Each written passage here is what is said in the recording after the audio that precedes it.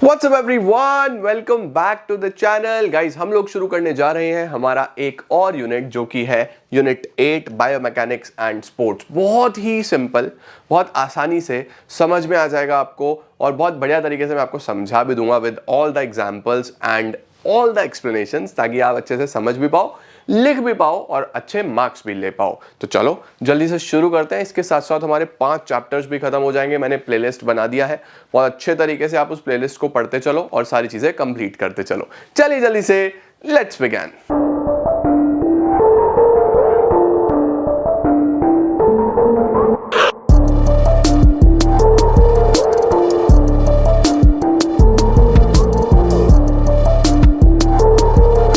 चलो यार शुरू करते हैं हम लोग सबसे पहले चैप्टर के मीनिंग के साथ, बायोमैकेनिक्स एंड स्पोर्ट्स। तो will start with biomechanics. Sir biomechanics क्या होता है? देखो, कोई भी शब्द जब बनता है ना तो उसके नाम में ही उसका मतलब छिपा होता है। यहां पे भी ऐसा ही है, बायो और मैकेनिक्स। बायो का मतलब क्या होता है? बायो का मतलब होता है लिविंग बींग्स, है ना। जब भी हम बायोलॉजी भी पढ़ते हैं तो वहां पे भी हम study of plants, animals, birds, human, सबके बारे में स्टडी करते हैं। तो यहाँ पे भी बायो का मतलब वही है। यहाँ पे भी हम पढ़ने वाले हैं ह्यूमंस के बारे में। एनिमल्स और बर्ड्स, प्लांट्स तो हम क्या ही पढ़ेंगे, मेनली हम ह्यूमंस के बारे में यहाँ पे पढ़ने वाले हैं, बट एनिमल्स में, बर्ड्स में, प्लांट्स में भी यही चीजें चलती हैं, राइट। तो ये तो हो गया बायो का मतलब। अब मैकेनिक्स क्या है? मैकेनिक्स बच्चों एक पर्टिकुलर साइंस का स्ट्रीम है जिसके अंदर हम मूवमेंट को स्टडी करते हैं, जिसके अंदर हम फोर्स को देखते हैं, जिसके अंदर हम मास को देखते हैं। तो इन सब चीजों को स्टडी करके हम मूवमेंट देखते हैं, क्योंकि जब भी ह्यूमन बॉडी या फिर कोई एनिमल या फिर कोई बर्ड जब भी मूव करता है तो वहां पे पीछे साइंस छिपी होती है कि किस तरीके से मूव कर रहा है, कौन कौन से उसके अंदर मसल्स, बोन्स, जॉइंट्स, क्या क्या चीजें उसके अंदर इन्वॉल्व है। तो इस पूरी स्टडी को हम लोग बायोमैकेनिक्स बोलते हैं, राइट। तो क्या है biomechanics? It is the science of movement of a living body including how muscles, bones, tendons, ligaments work together to produce movement. अब देखो, आप जब भी मूव करते हो तो ऐसा नहीं है कि एक चीज, एक कॉम्बिनेशन है पूरी बॉडी का, उसकी स्टडी को ही हम लोग बायोमैकेनिक्स बोलते हैं। ठीक हो गया। Biomechanics is part of the larger field of kinesiology, explicitly focusing on movement mechanics. ये बेसिकली मूवमेंट मैकेनिक्स के ऊपर बात करता है, स्टडी हमें उसी चीज की करनी है। ठीक हो गया।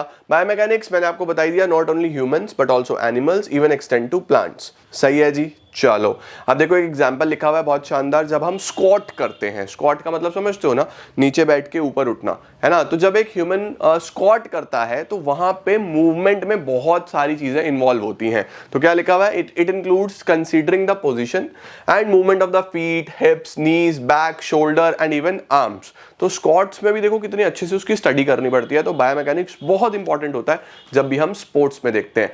जो भी एक इंडिविजुअल स्पोर्ट्स में एक्सट्रीम लेवल पे खेलता होगा ना, उसका बायोमैकेनिक्स बहुत शानदार होगा, उसका मूवमेंट बहुत शानदार होगा और वो साइंटिफिक वे में मूव करता होगा अपनी बॉडी को। आप कभी भी एक प्राइम एथलीट को देख लेना, उसका बायोमैकेनिक्स हमेशा, उसका बैलेंस हमेशा परफेक्ट होगा, राइट। अब देखो, बायोमैकेनिक्स में बच्चे न्यूटन के लॉज ऑफ मोशन हमें पढ़ाए जाते हैं, क्योंकि जब भी मूवमेंट होता है ना तो मूवमेंट में न्यूटन ने अपने 3 लॉज दिए हैं जो कि हम पढ़ते हैं, राइट। तो न्यूटन के जो हमारे पास लॉज ऑफ मोशन है, मैं आपको बता देता हूं। हम न्यूटन का थोड़ा सा नामकरण करेंगे यहाँ पे। तो sir Isaac Newton was one of the greatest scientist and mathematicians that ever lived, right. तो न्यूटन का हम नाम रख देंगे सर न्यूटन अय्यर। ठीक है, सर न्यूटन अय्यर क्यों लिखेंगे? क्योंकि आई का मतलब क्या है? सबसे पहला लॉ, दैट इज इनर्शिया। ए का मतलब क्या है? एक्सेलरेशन। और आर का मतलब क्या है? रिएक्शन, है ना। जैसी करनी वैसी भरनी। तो 3 बेसिकली लॉज हैं जो हमें पढ़ने हैं यहाँ पे न्यूटन के, और उनका एप्लीकेशन भी पढ़ना है हमें स्पोर्ट्स में। ठीक है, तो याद रखेंगे law of inertia, law of acceleration, law of reaction. ठीक है, तो चलो सबसे पहले हम देखते हैं लॉज ऑफ मोशन में the law of inertia. Law of inertia में न्यूटन ने क्या बोला? According to first law, a body will remain at rest और continue to move at a constant velocity unless acted upon by an external force. यहां पे Newton ने बोला कि अगर एक बॉडी रेस्ट पे है तो वो रेस्ट पे ही रहेगी, अगर एक बॉडी मूवमेंट में है तो वो मूवमेंट ही करती रहेगी, वो खुद नहीं रुक सकती जब तक उस पर कुछ ना कुछ फोर्स ना लगे। मतलब अगर एक बॉल रखी हुई है नॉर्मली, तो आप उस बॉल को देखते रहोगे तो वहीं रहेगी, वो मूव नहीं करेगी जब तक आप उसको पुश नहीं करोगे या किक नहीं करोगे। तो आपको फोर्स लगानी पड़ेगी तो ही मूव करेगी। सिमिलरली अगर एक पर्टिकुलर ऑब्जेक्ट कोई मूव कर रहा है तो वो मूव ही करता रहेगा, वो खुद से नहीं रुकेगा। अब आप बोलोगे सर खुद से तो रुक जाता है, ऐसा नहीं है बेटा। फ्रिक्शन एक फोर्स है जो अप्लाई होती है, जिस वजह से वो सारी चीजें रुकती हैं, समझे। तो यहां पे क्या लिखा हुआ है? Inertia is the resistance of an object to any change in its motion. ठीक हो गया, चाहे वो डायरेक्शन चेंज करना हो तब भी कोई ना कोई फोर्स लगेगी, सही है। और स्ट्रेट लाइन पे चलते रहेगी वो स्पीड पे, कांस्टेंट स्पीड पे, जब तक उस पर कोई फोर्स अप्लाई नहीं होगी। आओ सर, इसका एप्लीकेशन स्पोर्ट्स में कहां कहां पे है? तो देखो क्या लिखा हुआ है। सबसे पहले, if you slide a hockey पुक ऑन आइस, जब हम आइस हॉकी देखते हैं ना, तो आप उस पर्टिकुलर स्टिक से जब आप ऑब्जेक्ट पे हिट करते हो तो वो मूवमेंट में आ जाता है, ठीक है। और वो मूवमेंट में चलता रहेगा, लेकिन कुछ समय के बाद जाके रुकेगा। क्यों? फ्रिक्शन लग रहा है ना। तो क्या बोलेंगे? Eventually it will stop because of the friction of the ice, friction on the ice. It will also stop if it's meet something, अगर वो कहीं जाके टकरा गया तो भी वो खुद रुक जाएगा, सही है। उसी के साथ साथ किसी स्केटर की बात करते हैं। अगर स्केटर स्केटिंग कर रहा है आइस पे, सही है, तो क्या लिखा हुआ है? Will continue gliding with the same speed and in the same direction unless an external force acts upon the skater. वो तब तक सेम डायरेक्शन में सेम स्पीड पे चलता रहेगा जब तक कोई फोर्स नहीं लगेगी, ठीक है। इसी तरीके से unbalanced force is the players foot. अब देखो, जब हम फुटबॉल खेलते हैं तो फुटबॉल में बॉल वहीं रहेगा, जब तक प्लेयर उसको किक नहीं करेगा तब तक वो वहीं रहेगा। तो ये बात कर रहा है ना। या फिर हेड हो गया, सिर से भी फुटबॉल में काफी यूज होता है। फ्रिक्शन हो गया, ग्रेविटी हो गया, बहुत सारी ऐसे पर्टिकुलर फोर्स है जिससे हम किसी भी बॉल का मूवमेंट या फिर हम उसका डायरेक्शन चेंज करते हैं। तो देखो कितना ज्यादा यूज होता है हमारे पास सबसे पहला लॉ स्पोर्ट्स के अंदर। उसके बाद हमारे पास क्या आता है? दूसरा, जिसको हम एक्सेलरेशन बोलते हैं या फिर मोमेंटम भी बोल देते हैं। अब इसके अंदर न्यूटन ने मेनली किस चीज की बात करी है? आओ वो बताता हूं आपको।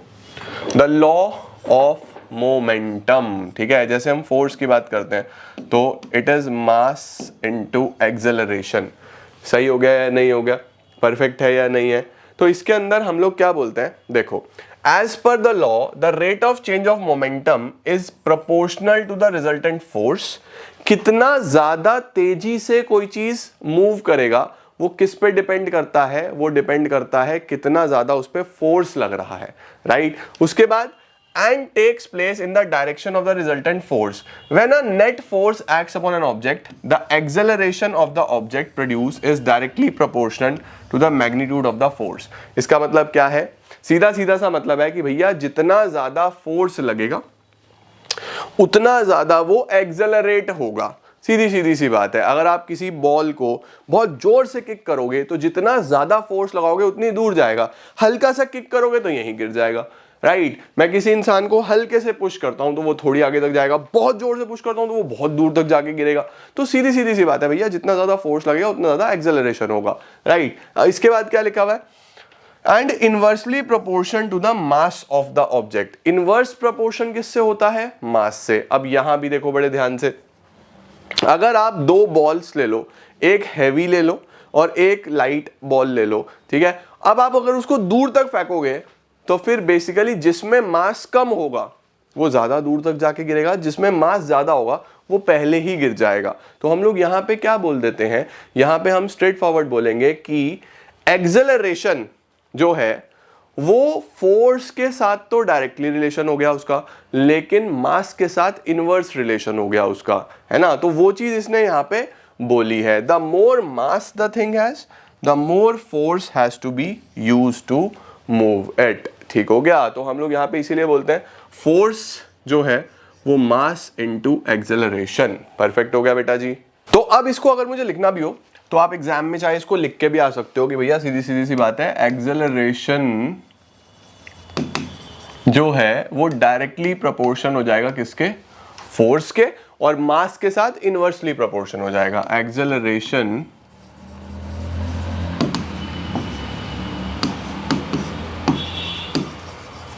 ठीक हो गया। तो मास के साथ इनवर्स प्रोपोर्शन हो जाता है। तो इस तरीके से बच्चे हम यहां पे चीजें देखते हैं। अब देखो जैसे यहां पे लिखा हुआ है, in general if you use the same force, आप सेम फोर्स लगाते हो किस चीज को? दो चीजों को पुश करना है, एक ट्रक को और एक गाड़ी को। तो कार ज्यादा एक्सेलरेट होगा, ट्रक कम एक्सेलरेट होगा। क्यों? क्योंकि ट्रक के अंदर जो मास है वो ज्यादा है as compare to the car. चलो भाई, स्पोर्ट्स में भैया आप स्पोर्ट्स में चेक कर लो। आप शॉर्टपुट की बात करते हो, शॉर्टपुट का मैं एग्जांपल आपको ऑलरेडी दे चुका हूं, है ना। A player who applies more force, जो ज्यादा फोर्स लगाएगा वो शॉर्टपुट को सही एंगल से फेंकेगा, ज्यादा दूर तक जाएगा। जिसका फोर्स कम होगा वो पहले ही गिर जाएगा, ठीक है। इसी तरीके से डिस्कस थ्रो में भी होता है। डिस्कस थ्रो में हो जाएगा। उसके बाद जब आप किसी बॉल को थ्रो करते हो, किक करते हो, तो देखो बहुत सारे स्पोर्ट्स में, लगभग सारे स्पोर्ट्स में बेसिकली ये चीज़ें अप्लाई होती हैं, ठीक है। परफेक्ट हो गया जी। सोकर में भी देखो, सोकर में भी जब आप बॉल लेके भागोगे तो किस तरीके से चीज़ें चलेंगी, स्पेसिफिकली सारे के सारे न्यूटन के लॉज यहाँ पे अप्लाई होंगे। तीसरी चीज क्या आती है, the law of reaction. Law of reaction का मतलब भैया जैसी करनी वैसी भरनी, है ना। हर एक्शन का एक इक्वल एंड अपोजिट रिएक्शन होता है। मतलब अगर आप किसी चीज पे फोर्स लगाओगे तो सामने वाला भी आप पे फोर्स लगाएगा, राइट। जब आप आगे की तरफ भागना चाहते हो तो आप पीछे पुश करते हो फ्लोर को, है ना, पीछे पुश करते हो तो आपके पास फोर्स लगती है आगे की तरफ भागने के लिए। तो स्विमिंग में भी ऐसे करते हो, पीछे की तरफ पुश करते हो, पीछे की तरफ फोर्स लगाते हो तो आप आगे की तरफ जाते हो। तो वही ये यहाँ पे चीजें हैं। According to this law, there is an equal and opposite reaction for every action, and this reaction acts with the same momentum and the opposite velocity for every action. It states that whenever one object exerts a force, जब एक object force लगाएगा on a second object भी equal और opposite force लगाएगा पहले object पे, ठीक है। जैसे when you walk on the floor, जब आप floor पे चलोगे, the floor pushes you along, no force can act alone. कोई भी फोर्स अकेले एक्ट नहीं कर सकता। आप आगे की तरफ चलते हो तो भैया आप पीछे की तरफ फ्लोर को पुश कर रहे हो, फ्लोर आपको आगे की तरफ पुश कर रहा है, समझे।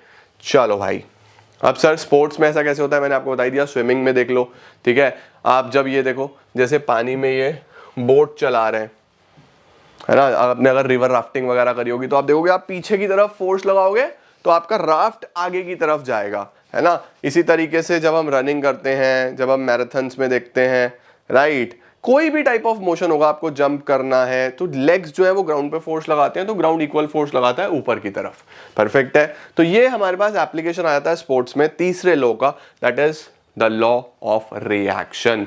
तो आई होप आपको न्यूटन अय्यर यानी तीनों लॉज न्यूटन के याद रहेंगे।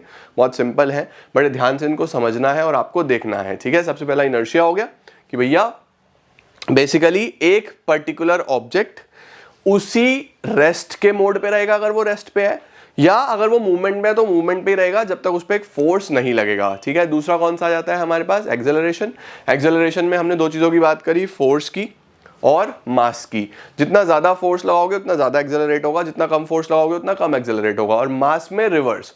और रिएक्शन में आपने देख लिया कि आप किसी चीज पे जितनी फोर्स लगाओगे सामने वाला ऑब्जेक्ट भी आप पे उतनी ही फोर्स लगाता है, बराबर, बिल्कुल, ठीक है जी। तो ये हमारे पास एप्लीकेशन स्पोर्ट्स आते हैं। अब आता है नेक्स्ट टॉपिक जो कि इस साल ऐड हुआ है, पिछले साल ये नहीं था। इसको हम लोग क्या बोलते हैं, लीवर्स। अब सर ये लेवर है क्या, या ये लीवर है क्या, ठीक है। तो देखो यार, ये एक थोड़ा सा साइंटिफिक चीज है जो आपको थोड़ा सा पढ़ना पड़ेगा, उसके लिए ध्यान से साइंस थोड़ी सी समझनी पड़ेगी। मैं बहुत ज्यादा डिटेल में नहीं जाऊंगा, मैं आपको बहुत बेसिक तरीके से समझाने की कोशिश करूंगा, क्योंकि मुझे पता है कि इस टॉपिक को बड़े ध्यान से समझाना पड़ेगा, तभी आपको समझ में आएगा। पहले कभी फिजिकल एजुकेशन में आया नहीं है, और जितने भी लोगों ने फिजिकल एजुकेशन की वीडियोस बनाई है उसमें सिर्फ मजाक ही करी है, कुछ समझाया नहीं है। तो देखो बेसिकली लीवर होता क्या है, व्हाट इज दिस लिवर। तो लिवर को हम लोग सिंपल भाषा में बोलते हैं कि ये एक रोड है, ठीक है, एक रोड है। और यहाँ पे हम इस रोड की मदद से ये देखते हैं, या ये बोल लो एक मशीन है जिसकी मदद से हम लोग ये चेक करेंगे कि कितना इजीली हम लोग किसी ऑब्जेक्ट को उठा सकते हैं, राइट। जैसे फॉर एग्जांपल मैं आपको बोलता हूं कि ये एक सिंपल सी रोड है, ठीक है। इस रोड को एक फिक्स पॉइंट पे टिका देते हैं। इस फिक्स पॉइंट को हम लोग क्या बोल देते हैं, फल्क्रम। इस फिक्स पॉइंट को हमने क्या बोल दिया, फल्क्रम बोल दिया, ठीक है। अब फल्क्रम पे दो साइड्स बन गए, ये तो बिल्कुल मिड पॉइंट हो गया, ठीक है। अब आपने सपोज इधर लोड डाल दिया, यहां पे आपने लोड डाल दिया, तो जैसे ही मैं लोड डालूंगा ये नीचे की तरफ चला जाएगा, ये नीचे की तरफ चला जाएगा। अब ये अगर नीचे की तरफ जाएगा तो भैया इसको उठाने के लिए बहुत फोर्स लगेगा, अगेंस्ट द ग्रेविटी जाओगे, क्योंकि नीचे की तरफ जा रहा है वो, ग्रेविटी तो नीचे की तरफ खींच रहा है, तो मैं इसको ऊपर उठाना है तो बहुत जोर लगेगा। तो आप सिंपली क्या करो, आप फल्क्रम ये बीच में है, ठीक है, सीसॉ पे ऐसे तो होता है, इधर वजन है ना, तो इधर यहां पे जोर लगाओ, यहां पे जोर लगाओ। जब आप यहां पे फोर्स अप्लाई करते हो तो इधर इस लोड को आप कंपैरेटिवली बड़ी आसानी से उठा पाओगे, है ना। कि सपोज ये रोड पे ये फल्क्रम है, ठीक है, अभी ये ऐसे चल रहा था क्योंकि लोड यहां पे है, एल का मतलब लोड, ठीक है, यहां पे लोड है। तो अगर तुम इधर फोर्स लगाओगे तो यह बड़ी ही आसानी से उठा पाओगे, ठीक है। मेरे साथ एक साथ ये कॉन्सेप्ट हुआ, इसको मैंने यूज करा, कैसे यूज करा देखो मैं आपको बताता हूँ। मैं नॉर्मल एक रोड पे चल रहा था, ठीक है, उस रोड के बराबर में एक छोटा सा गड्ढा था, ठीक है। अब रात का टाइम था, मुझे भी वो गड्ढा दिखाई नहीं दिया। हमारे आसपास नगर निगम वाले कई जगह गड्ढे करके रखते हैं, कोई बोर्ड नहीं लगा हुआ था, कुछ नहीं दिया हुआ था। मैंने हल्का सा लेफ्ट टर्न करा और मेरी गाड़ी का अगला वाला टायर उसके अंदर चला गया, सही है। अब हुआ क्या भैया, ये पर्टिकुलर पिट है, इसके अंदर मेरी गाड़ी इस तरीके से उसका अगला टायर यहाँ चला गया, राइट। अब मैं अगर गाड़ी को पीछे वाला गियर डाल के, रिवर्स गियर डाल के निकालने की कोशिश कर रहा हूँ तो ये टायर बस यहीं पे रोटेट हो रहा है, आगे डाल रहा हूँ तो भी बस यहीं पे रोटेट हो रहा है और गाड़ी कुछ नहीं हो पा रही। तो अब मेरे पास एक तो ऑप्शन ये है भैया, मैं इसे यहाँ से किसी तरीके से ऊपर उठाऊं, ठीक है। तो बहुत ज्यादा फोर्स लग रहा था, उठा ही नहीं पा रहा था। तो हमने क्या करा, बेसिकली एक ऑब्जेक्ट लिया, उस ऑब्जेक्ट को यहाँ बीच में फंसाया इधर से, ठीक है, और उस ऑब्जेक्ट पे इस साइड से दूसरी साइड से जोड़ लगाया। तो उस ऑब्जेक्ट ने, फिक्स पॉइंट ने किसी काम किया, फलक्रम का, दूसरी साइड से जोड़ लगाया तो गाड़ी ऊपर की तरफ आई। जैसे ही ऊपर की तरफ आई तो बड़े मजे में निकल गई। तो देखो इस तरीके से स्पोर्ट्स में भी ये कॉन्सेप्ट यूज होता है। ये एक तरीके का मशीन का कॉन्सेप्ट है, साइंस में मशीन में पढ़ाया जाता है। आप लोगों ने पढ़ा होगा क्लास 9 10th में साइंस में, तो वहां पे सिंपल मशीन में इसको पढ़ाया जाता है। तो ये कॉन्सेप्ट बेसिकली 3 चीजों पर टिका हुआ है। कौन सी 3 चीजें हैं मैं आपको दिखा भी देता हूं। 3 चीजें होती हैं हमारे पास इसके अंदर। एक तो हो गया हमारे पास फलक्रम। फलक्रम क्या होगा भैया, फलक्रम हो जाएगा आपका फिक्स पॉइंट, ठीक है, जिसके दोनों साइड आपको एक तरफ लोड होगा और एक तरफ आप जो फोर्स लगाओगे, ठीक है। एक तरफ लोड होगा, लोड का मतलब जो आपका वेट है, और दूसरी तरफ जो आप एफर्ट लगाओगे। परफेक्ट हो गया। तो देखो लिवर क्या है, liver is a type of machine. It is the humans body mechanism for movement. अब हम जितनी भी मूवमेंट करते हैं ना, वहां पे भी ये कॉन्सेप्ट लग रहा होता है। And although it may be viewed as a part of the skeletal system, the role of the muscle in supplying the necessary force for lever action should be kept in mind. हम लोग क्या बोलते हैं कि भैया अब ये तो मूवमेंट तो बोन से हो रहा है ना, स्केलेटल सिस्टम से हो रहा है, लेकिन ध्यान रखो जो फोर्स अप्लाई कर रहा है, वो फोर्स कौन अप्लाई कर रहा है, फोर्स तो मसल अप्लाई कर रही है ना। तो मसल को भी आपको नहीं भूलना है, ठीक हो गया। अब देखो जैसे मैं आपको बताता हूं, आप जिम जाते हो, जिम जाके आप बाइसेप कर्ल लगाओगे, ये बाइसेप कर्ल लगाऊंगा तब मेरे पास यहां पे बेसिकली बाइसेप बनता है। ओके, अब मैं ये जो मूवमेंट कर रहा हूं, देखो ये पोजीशन फिक्स्ड है मेरी, है ना। ये पोजीशन, थोड़ा सा कैमरा अगर मैं नीचे रखूंगा, मुझे नहीं पता आपको दिख रहा है, ये फिक्स्ड है। अब यहां से मूवमेंट हो रहा है, इधर से क्या लग रहा है, इधर लोड है, इस तरफ लोड है, आगे डंबल्स है ना मेरे हाथ में, तो इधर लोड है, इधर लोड है, तो यहां पे बेसिकली फोर्स लगता है, इस मसल का मेरा फोर्स लगता है, इसलिए बाइसेप डेवलप होता है। ऐसे ही जब आप ट्राइसेप करते हो, इस तरीके से पीछे ले आते हो, तो आप ये स्टिल कर लेते हो, ये वाला पोर्शन, तो ये आपका यहाँ पे फैल्क्रम हो गया, ये फैल्क्रम है। अब देखो पीछे की तरफ हमारे पास इधर लोड है, डंबल हम पीछे रखते हैं या वायर हमारे पास पीछे होती है, जब मैं इसको ऐसे पुश करूंगा तो यहां से फोर्स लगता है और मेरा ट्राइसेप बनता है, ट्राइसेप बिल्ड होता है। तो दिस इज हाउ हमारे पास लिवर का कॉन्सेप्ट आपको बड़े ध्यान से समझना है और बहुत अच्छे तरीके से इसको लिख के आना है एग्जामिनेशन में, समझ गए। आई होप आपको बहुत अच्छे से क्लियर होगा ये, ठीक है। अब देखो लिवर्स कितने तरीके के होते हैं हमारे पास, लिवर्स 3 तरीके के हैं, एक फर्स्ट क्लास है, एक सेकंड क्लास है और एक थर्ड क्लास है, ठीक है। तो सबसे पहली वाली क्लास में क्या होगा, सबसे पहले वाली क्लास में बच्चों आपका जो फलक्रम होगा वो बिल्कुल बीच में होगा। तो ध्यान रखना, फलक्रम बीच में है, एक तरफ लोड है और एक तरफ फोर्स है, ओके। अब first liver has a fulcrum between the force and the resistance. This class fulcrum may be moved about along the liver, thereby changing the relative length of the force. देखो जैसे यहाँ पे tricep में मैं आपको बता रहा हूँ, ठीक है। तो ट्राइसेप का जब आप वर्कआउट करते हो जिम के अंदर, तो ट्राइसेप कौन सा वाला हमारा मसल है, ये वाला, this is the tricep, complete tricep है। अब ट्राइसेप में भी हमारे पास छोटे छोटे मसल्स होते हैं जो फिर कभी मैं फिटनेस पढ़ाऊंगा तो आपको पढ़ा दूंगा। तो ये आपका बीच में देखो फलक्रम आ गया, ओके। इधर रेजिस्टेंस है, रेजिस्टेंस का मतलब यहाँ पे आपने डंबल लिए हुए हैं या फिर आपने रोज को आप पर्टिकुलर रोप को यूज कर रहे हो, है ना। और इधर आपका बेसिकली यहाँ से जो मसल है, ये जो मसल है आपका, ये यहाँ से लोड लगाएगा, ठीक है। तो फलक्रम क्या होगा, एल्बो, एफर्ट कौन लगा रहा है, ट्राइसेप लगाएगा, और लोड आपका यहाँ पे इधर है। परफेक्ट हो गया, ये हमारा फर्स्ट क्लास लेवर में आ जाता है। उसके बाद अगर मैं सेकंड क्लास लेवर की बात करूं, तो सेकंड क्लास लेवर में प्लीज ध्यान रखना बच्चों, पहले वाले में फलक्रम बीच में था, इसके अंदर बीच में होता है लोड, इसके अंदर बीच में क्या होता है, बीच में लोड होता है। जैसे आप यहाँ पे देखो, पुशअप अगर हम करते हैं, अगर हम ये इंडिविजुअल पुशअप कर रहा है तो बीच में क्या है, पूरा बॉडी वेट है, पूरा का पूरा बॉडी वेट है या नहीं है, इसका मतलब जो लोड है वो बीच में है, राइट। फल्क्रम किस पॉइंट के अराउंड ये सारी चीजें हो रही हैं, तो देखो यहाँ पर्टिकुलर ये जो पैर का जो मोशन है ना, जो बॉल ऑफ द फुट है उस पे पूरा बॉडी टिका हुआ है, राइट। अगर यहां से ये इस बॉल को ब्रेक हो जाए इसका, तो एकदम नीचे गिर जाएगा, कर ही नहीं पाएगा। तो ये इसका बेसिकली फल्क्रम है। बीच में क्या है, तो दूसरा वाला जो सेकंड क्लास लिवर है उसके अंदर बीच में फल्क्रम नहीं होता, पहले वाले में फल्क्रम होता है, दूसरे वाले में बीच में लोड होता है, ठीक है। तो दूसरे वाले में बीच में लोड होता है और यहां से हाथों से ये क्या लगाएगा, हाथों से ये अप्लाई करेगा फोर्स। तो प्लीज ध्यान रखना, फर्स्ट क्लास में बीच में फल्क्रम होगा, ट्राइसेप वाला एग्जांपल लिख सकते हो। सेकंड क्लास में बीच में कौन होगा, लोड, बीच में लोड होगा, तो आप बेसिकली पुशअप्स का एग्जांपल लिख सकते हो। और थर्ड में बीच में कौन होगा, आप देखो एक में बीच में फल्क्रम हो गया, एक में बीच में लोड हो गया, तीसरे में बीच में क्या होगा, देखो तीसरे वाले में बीच में फोर्स होता है, थर्ड वाले में बिल्कुल बीच में फोर्स होता है। तो यहां पे इसमें बीच में फोर्स होता है। तो अगर आपको याद रखना हो, ठीक है, तो पहले वाले में मिड में फल्क्रम था, दूसरे वाले में ये फर्स्ट क्लास में हो गया, सेकंड क्लास में मिड में कौन था हमारे पास, लोड, और तीसरे वाले में मिड में हमारे पास क्या होगा, force.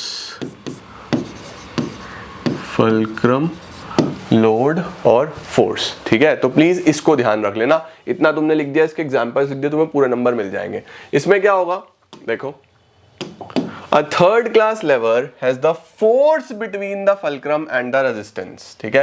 in this class of lever the force arm always shorter than the resistance arm, so a large amount of force muscle must be applied, ठीक है। जैसे यहाँ पे बाइसेप जब आप फ्लेक्स करते हो तो कितना ज्यादा आप बड़े ध्यान से उसको समझ सकते हो कि यहाँ पे देखो ये आपका फल्क्रम हो गया, यहाँ से सारा एफर्ट लग रहा है ना। एफर्ट को ही हम लोग क्या बोल सकते हैं, फोर्स भी बोल सकते हैं। ब्लैक पेन जल्दी से हो जाओ, फोर्स या फिर हम लोग इसको एफर्ट भी बोल सकते हैं, ठीक हो गया। और ये आपका इधर सारा का सारा रेजिस्टेंस हो जाता है या लोड हो जाता है, ठीक है। तो ये आपके पास first class, second class, third class lever हो सकते हैं। लेवर में मेनली 3 चीजों का काम है, एक आप समझ गए फल्क्रम का, एक आप समझ गए लोड का, और एक आप समझ गए फोर्स का मेनली, ठीक है जी, परफेक्ट है। चलो भाई, नेक्स्ट हमारे पास टॉपिक आता है स्पोर्ट्स में क्या क्या एप्लीकेशन है। तो आप इसके एग्जांपल्स कुछ देख सकते हो, जैसे क्रिकेट बैट में 3 चीजें होती हैं यही, जब आप किक करते हो लोअर लिम्ब से तो थर्ड क्लास में लिख सकते हो, जंपिंग लिख सकते हो आप सेकंड क्लास में, ऊपर नीचे देखना, साइड बाय साइड इधर उधर देखना, तो नेक रोटेट होता है आपका, है ना, ऊपर नीचे जब आप देखते हो इस तरीके से, तो ये सारा फर्स्ट क्लास में आ जाता है। तो ये आप इसके एग्जाम्पल्स में लिख के आ सकते हो बस। तो ये हमारा कॉन्सेप्ट है पूरा का पूरा लेवर का। इसके बाद एक बहुत इंपॉर्टेंट और बहुत अच्छा कॉन्सेप्ट आ रहा है, उस पर चलते हैं। वो क्या है हमारे पास अब, इक्विलिब्रियम। तो सर अब ये इक्विलिब्रियम क्या होता है, तो देखो यार, इक्विलिब्रियम की जब भी हम फिजिकल एजुकेशन में बात करते हैं ना, तो फिजिकल एजुकेशन में इक्विलिब्रियम का मतलब होता है बैलेंस, ठीक है। अब आप कोई भी स्पोर्ट करो, आप क्रिकेट करो, बास्केटबॉल करो, वॉलीबॉल करो, फुटबॉल करो, हॉकी करो, बैडमिंटन करो, स्विमिंग करो, रनिंग करो, कोई भी स्पोर्ट, बैलेंस बहुत इंपॉर्टेंट है। अगर आपकी बॉडी का बैलेंस ही नहीं होगा तो फिर आप गिर जाओगे, है ना। तो देखो हम लोग बैलेंस की जब बात करते हैं तो हम इक्विलिब्रियम कॉन्सेप्ट को पढ़ते हैं, ठीक है। अब जैसे बैलेंस बनता कैसे है या इक्विलिब्रियम मिलता कैसे है, तो देखो यार होता क्या है, सपोज मैं आपको बोल रहा हूं कि कोई भी ये ऑब्जेक्ट है, ठीक है। अब इस ऑब्जेक्ट पे क्या हो रहा है, इधर से भी फोर्स लग रही है, इधर से भी फोर्स लग रही है, इधर से भी फोर्स लग रही है, इधर से भी फोर्स लग रही है, ऐसे इधर से भी फोर्स लग रही है, इधर से भी फोर्स लग रही है, इधर से भी फोर्स लग रही है, इधर से भी फोर्स लग रही है। तो हो क्या रहा है, जितनी भी अपोजिट डायरेक्शन वाली फोर्सेज है ना, वो एक दूसरे को इम्पैक्ट को कैंसिल आउट कर देती हैं। जब ये कैंसिल आउट करेंगी तो हमारी बॉडी का बैलेंस बना रहेगा और हम किस पे आ जाएंगे, इक्विलिब्रियम पे आ जाएंगे, है ना। तो what is equilibrium, equilibrium is defined as a state of balance or a stable situation where opposite forces cancel each other out and where no changes are occurring, ठीक हो गया। कोई भी स्पोर्ट करना हो, कोई भी स्किल करनी हो, तो बहुत इंपॉर्टेंट होता है इक्विलिब्रियम या फिर stability. Naturally the centre of gravity shifts while with each change in posture. In the standing posture, the center of gravity, while somewhat different for males than females, is located near the center of the upper pelvic region. It shifts with each new posture assumed by the body. अब देखो balance बनाने के लिए ना बच्चों एक छोटा सा कॉन्सेप्ट हम और पढ़ते हैं जिसको हम सेंटर ऑफ ग्रेविटी बोलते हैं। हम सेंटर ऑफ ग्रेविटी क्या होता है, जहाँ पे बॉडी का मास कॉन्सेंट्रेटेड होता है। तो सेंटर ऑफ ग्रेविटी नॉर्मली हमारे बिल्कुल मिड बॉडी के बिल्कुल मिड पोजीशन में होता है। अब अगर मैं इधर मूव करूंगा तो ये पॉइंट थोड़ा मूव करेगा, इधर मूव करूंगा तो भी ये पॉइंट थोड़ा सा मूव करेगा। तो सेंटर ऑफ ग्रेविटी एक ऐसा पॉइंट होता है जिसकी मदद से हम बैलेंस कर पाते हैं। ठीक हो गया, अभी हम इसको भी पढ़ेंगे डिटेल में।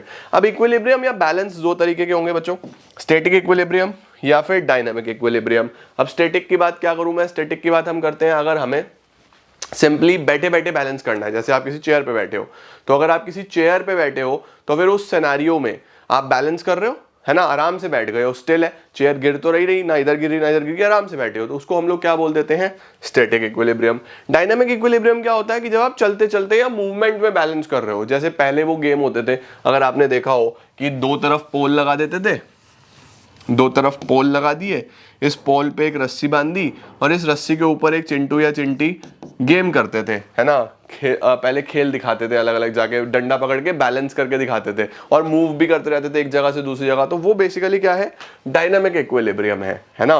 तो इक्विलिब्रियम की जब हम बात करते हैं तो स्टैटिक क्या होगा, फॉर अ बॉडी और an object to be in static equilibrium it must not be moving, वो मूव ना कर रहा हो, रोटेट ना कर रहा हो। फॉर एन ऑब्जेक्ट और body to be in static equilibrium where it is complete motionless. ठीक हो गया, परफेक्ट है, सही हो गया सर। स्टैटिक इक्विलिब्रियम देखो कहां कहां पे देखने को मिलता है, जैसे ये रनर भागने से पहले इसने पोजीशन ली हुई है तो एक परफेक्ट बैलेंस पे है।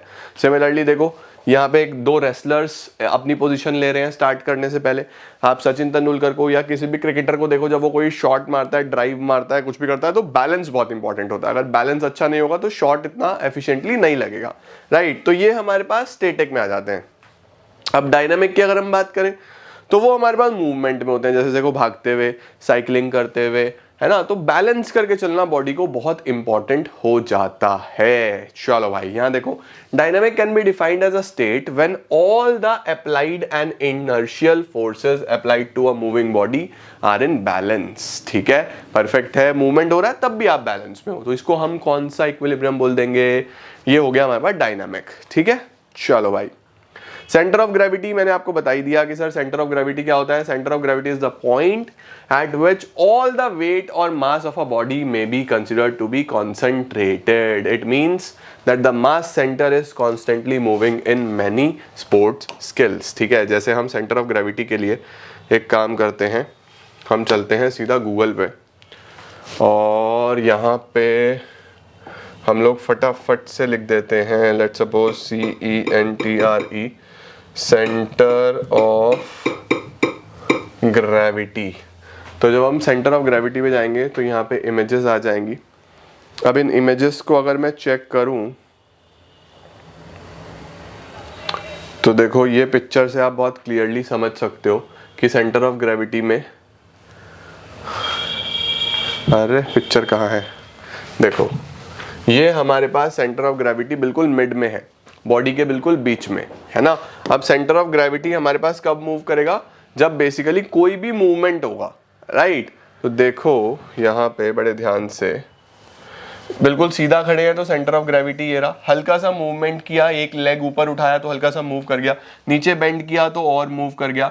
तो centre of gravity basically move करता रहता है जब साइज चेंज होगा या फिर शेप चेंज होगा। ओके, और कोई पिक्चर हमारे पास सेंटर ऑफ ग्रेविटी की, अरे यार मेरे थंब में भी बहुत ज्यादा पेन है। चलो सर कोई और सेंटर ऑफ ग्रेविटी का पिक्चर, यहाँ पे भी आप लोग देख सकते हो, जैसे सीसॉ पे दो बच्चे बैठे हैं, बिल्कुल centre of gravity in between. सही है, समझ गए सेंटर ऑफ ग्रेविटी। तो पिक्चर्स की मदद से हमारे लिए चीजें समझना बहुत आसान हो जाता है और बहुत शानदार तरीके से हम पढ़ सकते हैं। चलो भाई, the ability to balance whether stationary और moving is key to success in most sports and physical activities. The stability of an athlete depends on his और हर सेंटर ऑफ ग्रेविटी। ठीक है, परफेक्ट हो गया। चलो भाई, application and importance of centre of gravity. अच्छा, क्या क्या एप्लीकेशंस हैं, क्या क्या इंपॉर्टेंस है। देखो एप्लीकेशंस में हम लोग बोल सकते हैं सेंटर ऑफ ग्रेविटी हेल्प करता है किसी भी एथलीट को मूव करने में, it helps that athlete to move, stops the moving object, moving object को रोकता है, helps that athlete to accelerate, helps that athlete in throwing the objects, helps that athlete in lifting the objects. हर चीज में centre of gravity आपको help करता है। सही है। अब एक चीज बच्चों आपको ध्यान रखना है, बड़े ध्यान से समझना है कि लेट सपोज मैं आपको बोलता हूं कि मैंने दो ट्राइंगल्स लिए हैं। ठीक है, अब एक ट्राइंगल ऐसे रखा है तो देखो बहुत अच्छा बैलेंस होगा, इसका सेंटर ऑफ ग्रेविटी यहाँ होगा, राइट, ये सेंटर ऑफ ग्रेविटी हो जाएगा। और अगर एक ट्रायंगल ऐसे रखा है तो इसका सेंटर ऑफ ग्रेविटी यहाँ होगा, है ना। तो देखो जितना नीचे होगा ना सेंटर ऑफ ग्रेविटी, उतना बैलेंस करना अच्छा होगा। तो हम क्या बोलते हैं, lower the centre of gravity more is the balance. तो ध्यान रखना, जितना सेंटर ऑफ ग्रेविटी अच्छे से प्रोपोर्शनेट होगा बीच में नीचे की तरफ, उसको हम ज्यादा अच्छा बैलेंस बताएंगे। और अगर वो ऊपर की तरफ जाएगा तो जितना ऊपर की तरफ जाएगा सेंटर ऑफ ग्रेविटी, उतना ही बैलेंस करना मुश्किल हो जाएगा। इस चीज का ध्यान रखना। ठीक हो गया, परफेक्ट हो गया। तो बास्केटबॉल, वॉलीबॉल में भी लिखा हुआ है कि किस तरीके से सेंटर ऑफ ग्रेविटी आपको हेल्प करता है बैलेंस बनाने में। नेक्स्ट हमारे पास बच्चों 2 टॉपिक बचे हैं बस इसके अंदर, इसको भी खत्म कर देते हैं, फ्रिक्शन।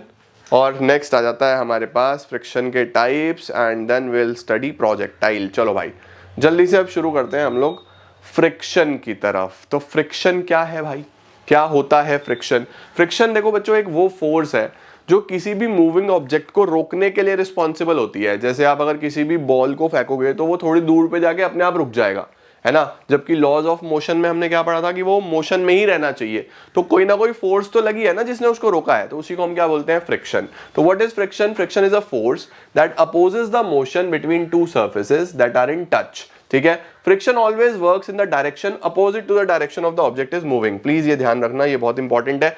फ्रिक्शन हमेशा जिस डायरेक्शन में एक ऑब्जेक्ट जा रहा है उसके अपोजिट डायरेक्शन से लगता है, राइट।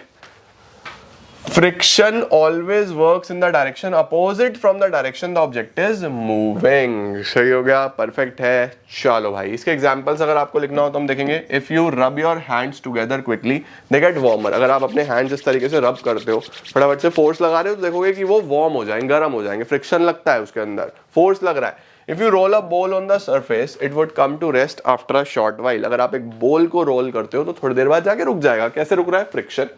परफेक्ट है। अब फ्रिक्शन देखो बच्चों कितने तरीके के होता है। एक होता है स्टैटिक फ्रिक्शन, एक होता है हमारे पास काइनेटिक फ्रिक्शन, एक होता है हमारे पास फ्लूइड फ्रिक्शन। तो इन तीनों को अब बड़े अच्छे तरीके से विद एग्जांपल्स हम लोग समझने की कोशिश करते हैं। अब सर सबसे पहले ये स्टैटिक फ्रिक्शन कौन सा होता है? देखो स्टैटिक फ्रिक्शन होता है बेटा जो फिक्स्ड किसी भी ऑब्जेक्ट पे लग रहा है ना। जैसे फॉर एग्जांपल मेरे सामने ट्राइपॉड है, तो कैमरा एक जगह पे स्टिल है, तो ये आगे की तरफ क्यों नहीं आ रहा है, पीछे की तरफ क्यों नहीं जा रहा है? क्योंकि इसको एक फोर्स ने रोका हुआ है। उसको हम लोग क्या बोलते हैं? Static friction. तो it occurs when the force applied to an object does not cause the thing to move. वो बिल्कुल भी मूव ही नहीं कर पाता है, आपको एक्स्ट्रा फोर्स लगानी पड़ेगी अगर आपको इसको मूव करना है ना। दूसरा कौन सा आता है बेटा? Kinetic friction. इसको हम लोग डायनामिक भी बोल देते हैं। अब डायनामिक क्या है? It occurs when the force is applied to an object and the object moves. आपने जोर लगाया और ऑब्जेक्ट मूव करने लगा, तो उसको हम लोग क्या बोल देंगे? उसको हम लोग बोल देंगे भैया काइनेटिक फ्रिक्शन या फिर डायनामिक फ्रिक्शन। अब देखो फॉर एग्जांपल किसी इंडिविजुअल को मैंने नीचे बिठा दिया, राइट। अब मुझे उसको पुश करके फोर्स करना है, तो बड़ा मुश्किल हो जाएगा मेरे लिए उसको पुश करके फोर्स करना, राइट। तो कई लोग क्या करते हैं, नीचे एक कपड़ा बिछा लेंगे पहले और फिर उस कपड़े से खींचने की कोशिश करेंगे, है ना। तो वहां पे वो थोड़ा आसानी से स्लाइड हो पाएगा। तो जब किसी भी स्लाइडिंग ऑब्जेक्ट पे फ्रिक्शन लग रहा होता है तो उसको हम लोग क्या बोल देते हैं? Sliding friction. देखो जैसे ये एक स्पोर्ट होता है कि आपने यहाँ पे इस पे ज्यादा से ज्यादा वजन रखा और इस ट्रॉली को आपको ज्यादा से ज्यादा स्लाइड करके ले जाना है, तो सामने से जोर लग रहा है, जो जोर सामने से लग रहा है उससे ज्यादा आपको फोर्स लगाना पड़ेगा, तो वो कौन सा लग रहा है? Sliding friction. Pushing an object across a surface, this is when two bodies are in contact and one body moves on the surface of the other body. ठीक हो गया।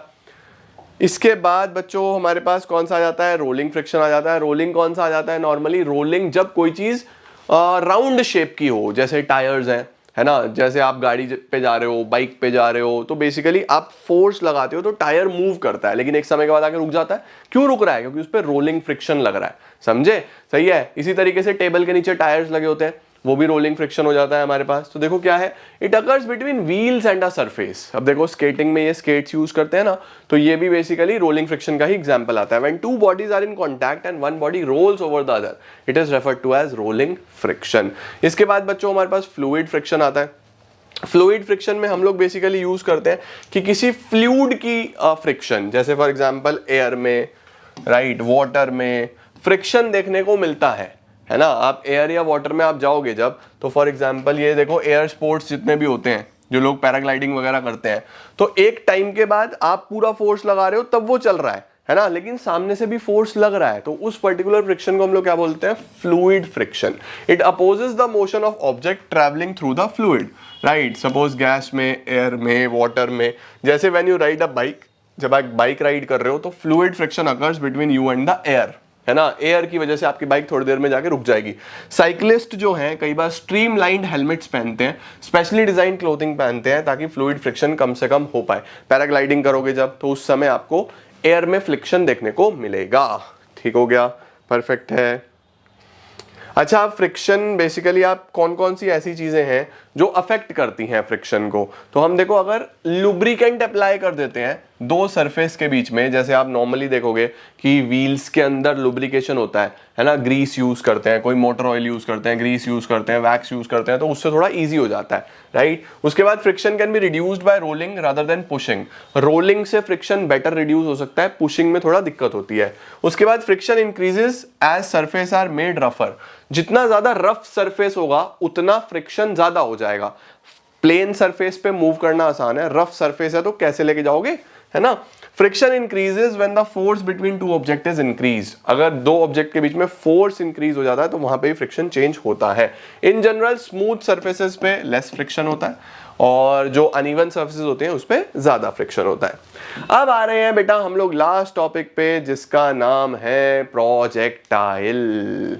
तो मुझे प्रोजेक्टाइल जब भी समझाना होता है मैं याद करता हूं हमारे गोल्डन बॉय को, दैट इज नीरज चोपड़ा जी को। तो बेसिकली प्रोजेक्टाइल क्या है और स्पोर्ट्स में इसका क्या यूज है। देखो, जब कोई भी ऑब्जेक्ट, जब हम उसको दूर फेंकते हैं, है ना, जैसे नीरज चोपड़ा जी जेवलिन को दूर फेंकते हैं, तो बेसिकली उस ऑब्जेक्ट के ऊपर जो फोर्स लग रही होती है, जो उसको नीचे की तरफ खींच रही होती है, वो ग्रेविटी होती है ना।